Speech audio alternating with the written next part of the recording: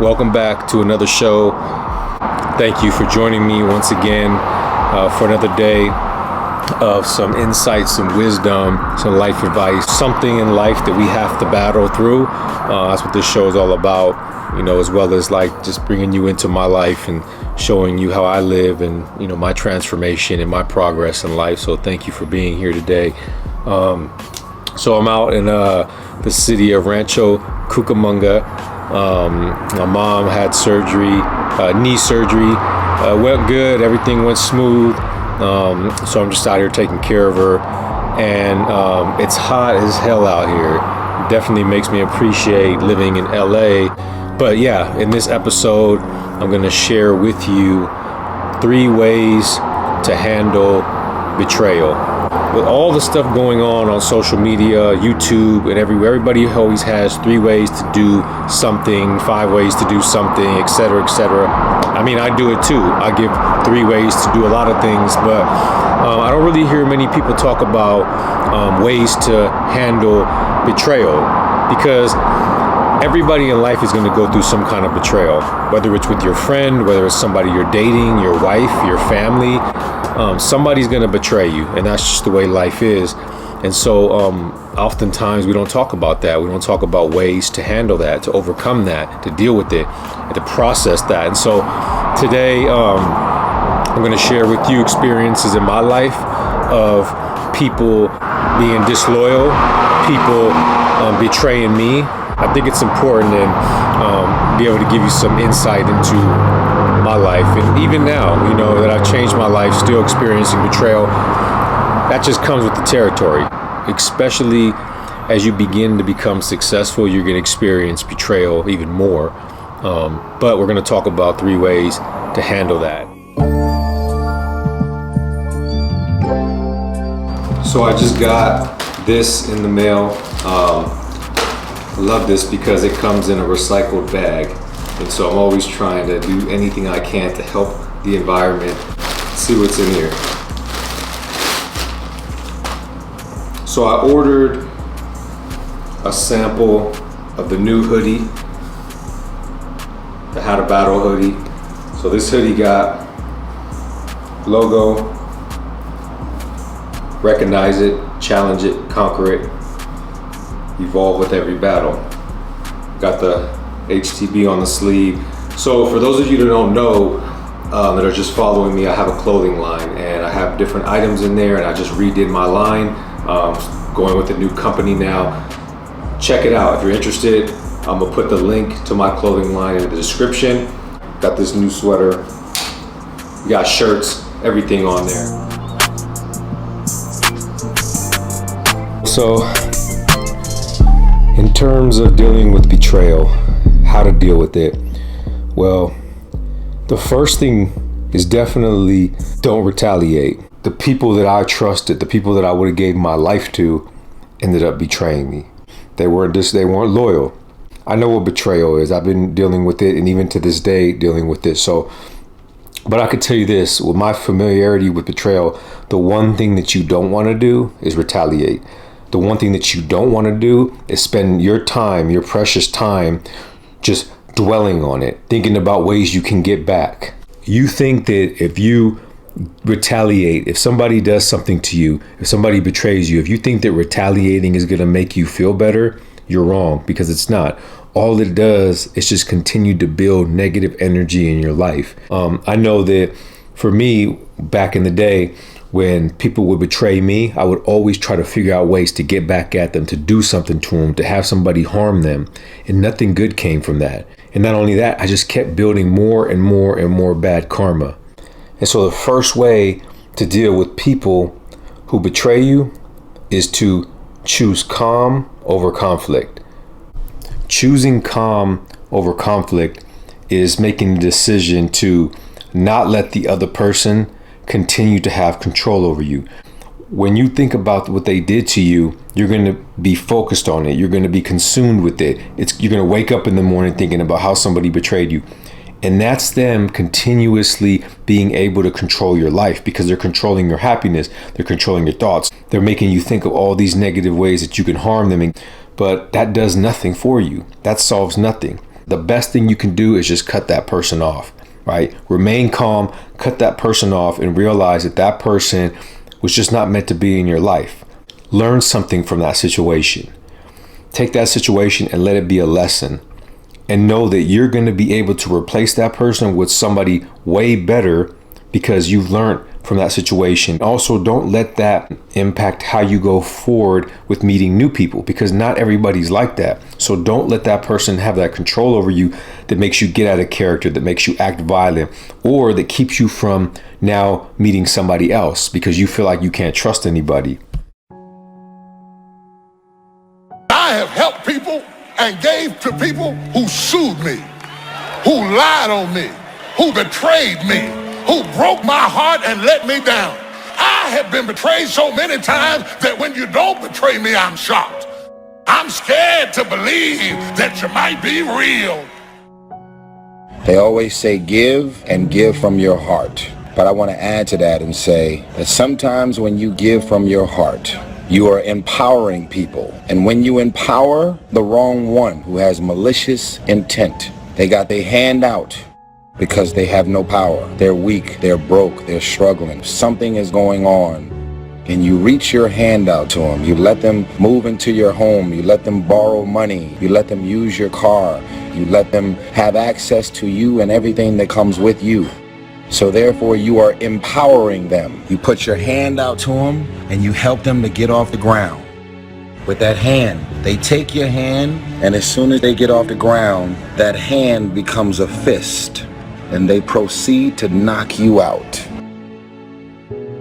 We've all been used, we've all been taken advantage of. It doesn't feel good. And when you get used and taken advantage of or manipulated, it makes you stop, think, and start looking at everybody the same way.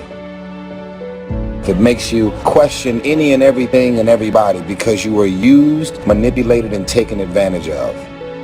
You're doing everything and operating and coming from your heart. But unfortunately, other people have malicious, evil, and vindictive intentions towards you. As I mentioned, I'm out staying with my mom because she had surgery, so I had to sleep on the couch last night, but it's all good. I've slept on far worse places than couches. Everything from the back of a car, a small car at that, to concrete, to metal. So a big comfortable couch is actually pretty good. But at the same time, there's nothing like sleeping in my own bed. So looking forward to getting back to that. But you know, we do what we got to do for the ones that we love. You know, even if it requires for us to be a little bit uncomfortable, that's what we're supposed to do, right? Especially for your mom. So no regrets. You know, I'm honored to be able to be in her life and to be able to help her out. But she's doing well. She's recovering well. Still in a lot of pain. I mean, it's knee surgery, so you can only imagine. But she's going to be all right. She's going to walk better. That's the main thing. But yeah, so starting my morning off, going to the gym. That's one thing about it. Like whenever I'm not at home and I'm like, you know, traveling somewhere or crashing at somebody's house, your routine gets thrown off. Your real routine, the one that you get accustomed to doing, that morning routine, you are, you know, thrown off of that. So what do? Well, I try to implement as many of the things in my routine as I can when I'm gone. Like for instance, getting up in the morning, still reading. I may not read as much, or maybe, you know, I get up and I do my 100 push-ups. I could do that anywhere, right? So I can keep that routine. Getting up and meditating and praying, those things that I do, I can continue to do that. So keeping, you know, the morning routine is challenging when you're not at home, but you can still do it. You just got to do bits and parts of it if that's what it takes.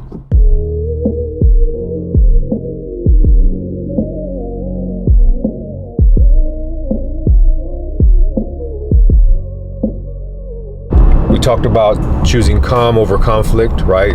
Avoiding retaliation, even avoiding thinking about retaliation and thinking about revenge, because I mean, that's still bringing negative energy into your life, and that's still, you know, going to take away your time, and that still allows that other person that betrayed you to have a piece of you, right? They're still in your mind, they still have a hold on you. So aside from choosing calm over conflict, the second thing to help you handle betrayal is don't blame yourself, right? Don't blame yourself. It's not your fault. And what I mean by don't blame yourself, it's not your fault, is when somebody betrays you, look at it like there's nothing that you could have done to that person to make them betray you, right? Because a real friend, family member, whoever it is, if you did something to them, then they're going to bring it to your attention. They're going to tell you about it. They're going to try to work it out with you. Or if not, they're going to end the friendship in the right way. And I think a lot of times when somebody betrays us, we think like, okay, what did I do to cause that? It was my fault. I should have been this person. I should have been that person. I should have treated them this way. Don't blame yourself. It's not your fault. And even in my situation, you know, when I was betrayed by my friends, I was thinking like maybe I would have been able to see that the betrayal was within them. I should have known that.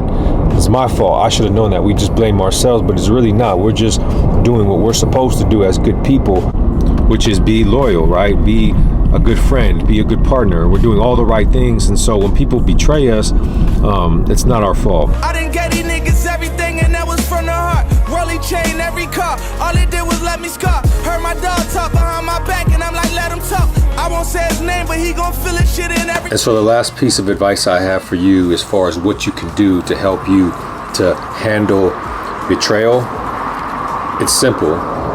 Just move on. Let it go and move on. There's this saying that people come into your life for a season, for a lifetime, or for a moment. And when you look at life like that, you realize that it's not so hard to deal with losses and deal with betrayals and deal with people that, you know, turn their back on you and do stuff like that. When you look at it like that, hey, that person came into my life just for a moment or just for a season, but it wasn't meant to be one of those lifetime people. And if you take that situation that you went through with that person and you look for things within that relationship or within that friendship or whatever it is, and you look for things in there that you can learn from going forward that's going to help you be better, that's going to help you maybe distinguish good people from bad people, people who have good intentions, people who have bad intentions. And so even the people in our lives that betray us can be opportunities to learn. And so the best thing to do is just move on, let it go, and understand that it wasn't meant to be. And that's okay, because you're going to meet great people along your lifetime. And some of them will be in your life forever. Some of them, it'll be momentarily. Some of them, it'll just be a moment. You bump into somebody at a store and exchange a quick conversation, but that's a conversation you'll never forget. That's one of those momentary people. People that are in your life for a lifetime are going to be the ones who show you through time that they're not going to betray you, that they are going to have your back, that they're really good people and good friends. And so, but some will come in for a long period of time, you know, years, and then they betray you. And those are the ones that really hurt. But, you know, you have to look at it like that was just another part of the journey. That's another part for you to take something from and move forward and be better. But that person wasn't a lifetime person. And so you got to move forward. Caught up in that gossip. They want to see you in the hood back when you ain't got shit. Remember nights was on the gram toasting with the pilot. Then everything was sour. This little thing of ours. I gave this hustle everything I got. All right, so I just want to say thank you for making it to the end of this video. I hope that you gained something from it. Thank you for tuning in to the channel. I'll be dropping another episode soon, next week for sure. And I might even start dropping episodes more than once a week because I feel like I have so much I want to give you. But please remember to subscribe if you're new to this channel, or share this, like, leave anything in the comments that you would like for me to touch on, or maybe ideas or concepts or whatever, constructive criticism, whatever it is. Until next time, peace.